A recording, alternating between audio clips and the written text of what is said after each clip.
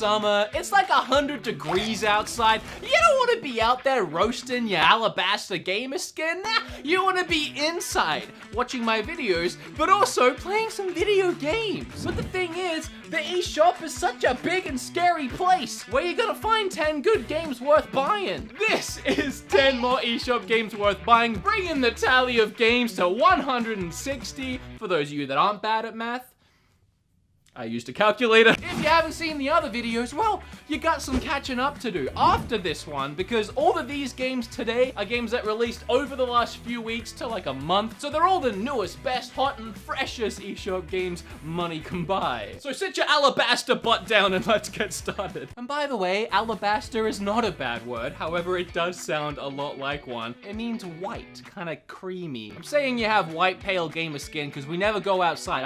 Actually, I'm kind of getting a tan. Hi, this is Kim's set. We actually just filmed her very first video. It was really fun, actually. We just finished filming it. I'll leave a link down below for it. I was watching her arts and crafts the whole time, and I was like, dang girl, where'd you get those skills? If you want to learn how to get as skilled as Kim, or me, because I'm also very skilled, click that link in the description and check out Skillshare. Let me tell you about it. Skillshare is an online learning community with thousands of classes covering dozens of creative and entrepreneurial skills. Did I say that wrong? Entrepreneurial skills. If you want to learn how to be more artistically creative like Kim here, there's plenty of courses on art, like Yuko's ink drawing techniques. Premium memberships give you unlimited access so you can join the classes and communities that are just right for you. An annual subscription is less than $10 a month. This thing costs $10. It did not. Okay, it didn't. But it's still cheap. Thank you, Skillshare, for sponsoring this video. Now, what can you do with all that money you just saved using Skillshare instead of trying to learn it elsewhere? I'll probably buy some eShop games. Let's talk about some worth buying. Remember to Sakurai super smash that like button, subscribe, and hit the bell.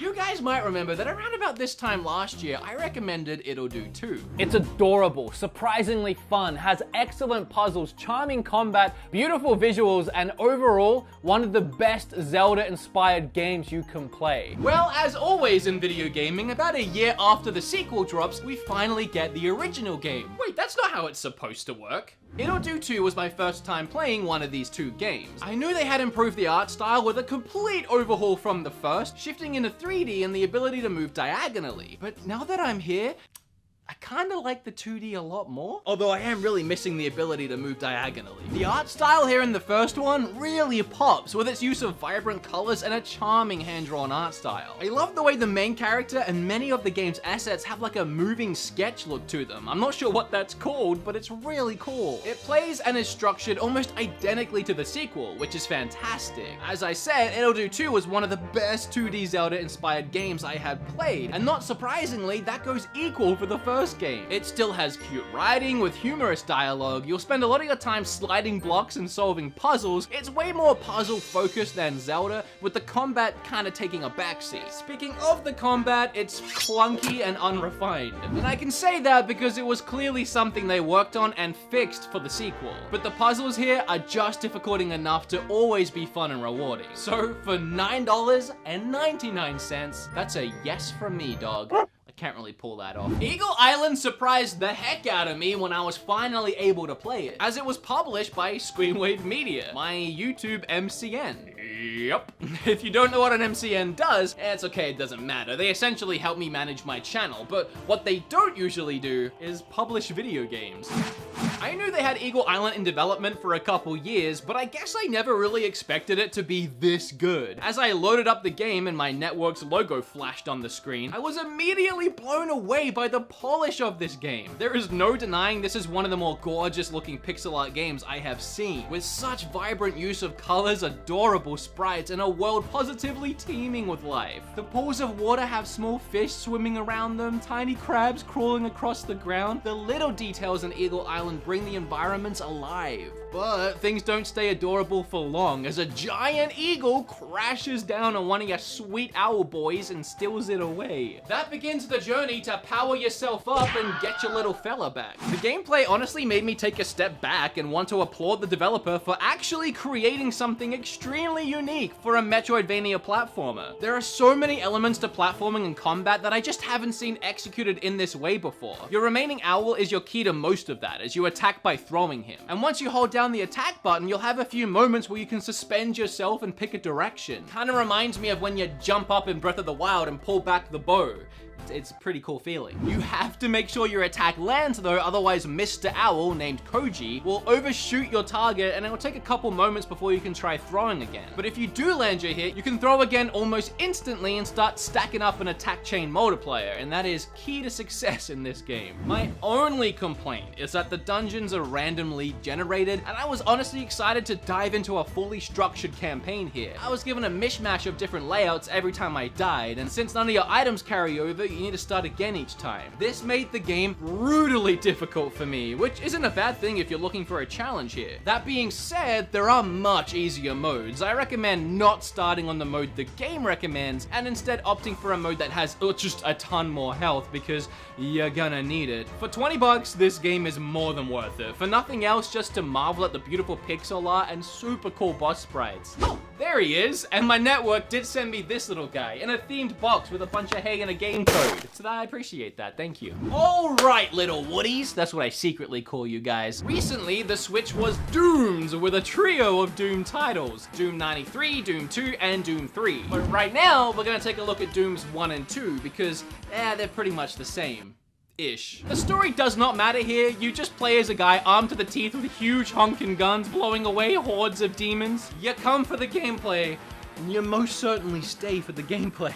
My favorite part about these games are the hidden secrets and rooms in every level. Finding a chainsaw behind a wall is some of the most fun I had as a kid. Playing Doom back on my stupidly big white box of a PC. The Switch versions of these games, they're not the definitive versions, as they are missing some small features here and there, but nothing major, and for $5 a piece, it's an easy recommendation. If you've never played either of these before, you have to. The original Dooms are like those classic movies or books everybody tells you need to watch or read before you die. Media that in its genre helped define an era and lead the way to what we know today. And Doom is certainly that, paving the way for future first-person shooters, leading by example and becoming one of the most significant games in video game history. So if you're bored of Doom 2016 on your Switch and you just can't wait for Doom Eternal to drop, then go back to where it all started. Legends say that sometime in the early 1800s, Nintendo announced that at some point in the future, Grandia 1 and 2 will be coming to Switch in a HD collection pack. So we waited, and we waited, and then we waited some more. And then finally, we kept on waiting. And then at some point, randomly dropped on the eShop and I completely missed it. Whatever, let's play them. Whether you played these games back on your Sega Saturn, PlayStation 1, Dreamcast, or PlayStation 2, you'll be pleased to know that these games look and play better than ever. In fact, this is their first time in widescreen. Grandia 1, in my opinion, has an almost timeless cartoony charm about it, and honestly, it looks better than a lot of 2D JRPGs that are released even today. And if you got down and dirty with some Final Fantasy HD action recently, you're in for a treat with this pack, even more so if you've never experienced these games before. The combat and overall game structure is very similar to Final Fantasy games, with the only big difference being that the enemy encounters aren't random. Rather, you see them around in real time and you can approach them to battle, or try to avoid them, if you don't like leveling up your character. Playing these games in a crisp HD is the perfect way to do it if you haven't before. Although, it is pretty pricey. At 40 bucks for the collection, I mean, Final Fantasy VII was $20, so it's like two of those. The math does check out, but honestly, I would have preferred 20 bucks for both of them. You can't argue that the value is here regardless, just in the amount of hours you can sink into these games. So if they're worth it to you, go ahead and pick them up. I don't think I've ever counted DLC as an entire spot on one of these lists before, but there's a first time for everything. Especially when that DLC is free and includes 3 new levels, each with its own boss fight, and 18 new original kick butt songs. Yeah, I had to say kick butt. YouTube's cracking down on naughty words. The Messenger had a huge amount of DLC content smashed into it recently, and I saw just about 0 people talking about it. So, let's do that. I covered the base game in one of these videos already, so I'll link that below, and assuming you have grabbed it and finished it, you'll have access to the free DLC right away. And since the game knows that you already finished the main adventure, it's not gonna go easy on you now. This add-on beach holiday themed content steps up the difficulty quite a bit from the main campaign. The gorgeous 8-bit / 16-bit game, because it can't make its mind up and you dive between both genres, and when you do so the music changes as well to 8-bit and 16-bit style music. Somehow this game just became even prettier as your journey continues on a tropical island for a not so relaxing summer vacation. It starts out with a Battletoads reminiscent surfing level. Somewhere in the middle you have to race a Dark Link version of yourself, and by the end you'll be Super Punch-Out style throwing punches. I need to breathe today. It's challenging, it's fun, and it's free. But what is soon, you may be asking? You talked about Doom 1 and 2, but you left out 3. Are you really gonna ignore the greatest game in the Doom franchise? I'm gonna do it now. So hold your little alabaster butt for a second. I wanted to do this one separate because it's quite different from the first two. And this was actually my first time playing through Doom 3. It was released back in 2004. Doom 3 actually does have somewhat of a story, but honestly, in my opinion, Doom games are much better without any kind of storyline or direction other than just go kill things. Now, Doom 3 on the Switch is the definitive edition. It has all the expansions this game ever received, so you ain't missing out on a frickin' thing. The gameplay is on point once again, but as I said, mixed up. It's very reminiscent of the first two games, but with survival horror elements spliced into it. So now while you're mowing down demons looking for keycards to open locked doors, you're also creeping down dark hallways with a flashlight hoping a jump scare doesn't smack bang you straight in the face. This absolutely slows down the gameplay that we're all used to across the Doom franchise. It's not inherently a bad thing though. For me, this is like a strange Dead Space cross Doom mashup game, and I love it for what it is. But I am absolutely glad they went back to the traditional Doom style in the newer games.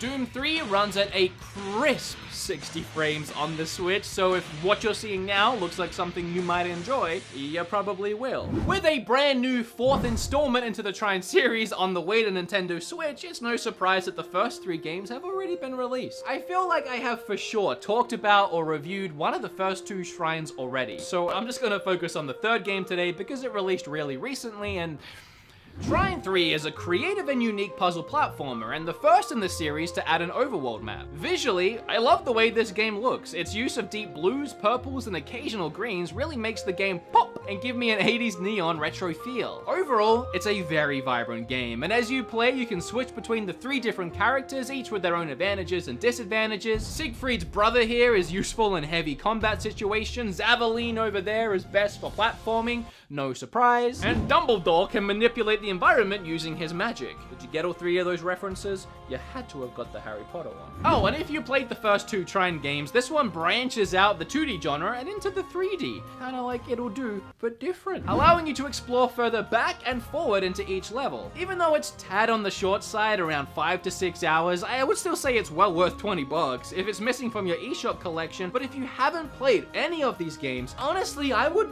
recommend waiting, because when Trine 4 releases, apparently it's coming out in a pack that has the first 3 games bundled in. That's like 4 games for the price of however much that game is. I'm gonna guess 60 bucks. So at this point, while I was planning, writing out the video, downloading games, trying them out, and all that business, I had like 8 games and I needed 2 more. And I didn't know what those 2 were gonna be. And then I realized, oh me, oh my, I forgot about my old tradition of trying to stuff in at least 1 point and click into each of these list videos. So let's do that.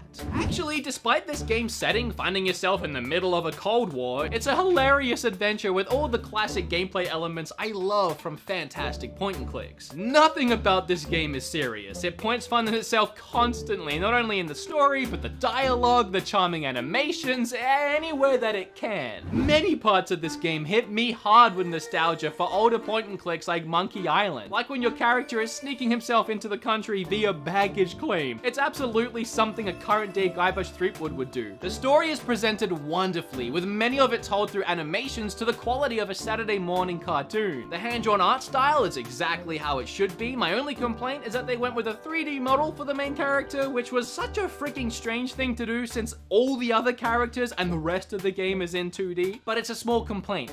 on an otherwise great package. And the game handles the items you find in a similar way to the Monkey Island series. Not only do you acquire them and select them in a sub-menu, trying out every item you have with everything else in the world until something finally sticks, but when you finally do figure out what to do with them, it will not only be an aha moment for you because you finally figured it out, but it always made me chuckle at how the items were used. You want great puzzles? You got them. You want great dialogue and humor? You got that too. And do you want a game that's worth 20 bucks on the eShop? Well, that's up to you really. Value is subjective, but I think so for sure. So I did say 2, right? I needed 2 more games for this list. Iron Curtain was the first one, and then if we take a look down this list, right near the bottom, Dream Daddy.